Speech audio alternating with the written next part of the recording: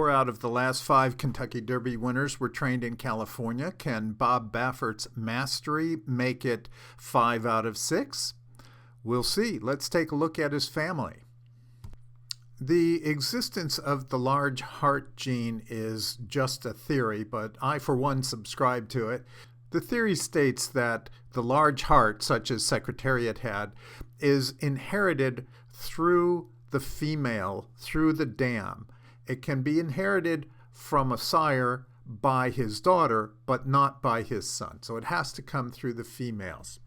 The theory also states that there are 4 families which trace to this large heart. That would be Prince Quillo, Mahmoud, Blue Larkspur, and War Admiral. All of the last 5 Derby winners trace to the large heart families. Some of them trace to all 4 of the families, and 3 of the last 5 trace to the large heart gene through Buckpasser. This is Mastery's pedigree, courtesy of pedigreequery.com. The sires, the males, are in blue. The dams are in pink. We can see way down here at the bottom, Buckpasser. He can give the X chromosome with the large heart gene to his daughter, Hope Springs Eternal, and so on to Mastery.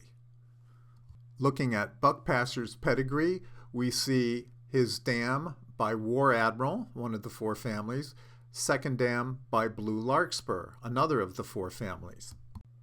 And Mastery has a third of the 4 families through Terlingua, a daughter of Secretariat. In Terlingua's pedigree, we see Secretariat, who gets the X chromosome from Something Royal, his dam, who is a daughter of Prince Quillo, another of the 4 families.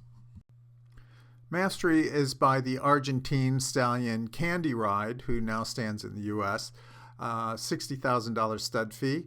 You can get all kinds of good information about Candy Ride and all the other stallions through the Blood Horse Stallion Register. So I'll show it to you here so you can refer to it at your leisure. I will mention that Candy Ride also sired Gunrunner, who finished 3rd in 2016's Kentucky Derby. Mastery's most recent race was the Cash Call Futurity at Los Alamitos, which he won by 7 1/4 lengths. We don't have Trackus at Los Alamitos, so we'll look at his previous race, the Bob Hope, at Del Mar. Mastery's peak speed of 41.8 miles per hour was just a tad behind Burnin' Sensation at 42 miles per hour, but it was enough to get him on the lead. We can also see that his average speed for that first quarter of a mile was 39 miles per hour. At the half-mile pole, he was doing 38.2 miles per hour, so he had slowed it down just a touch. And after 3/4 of a mile, his speed had slowed down a little more to 37.1 miles per hour, which was slower than all but one of the other horses in the field. But in this final furlong, things get really interesting.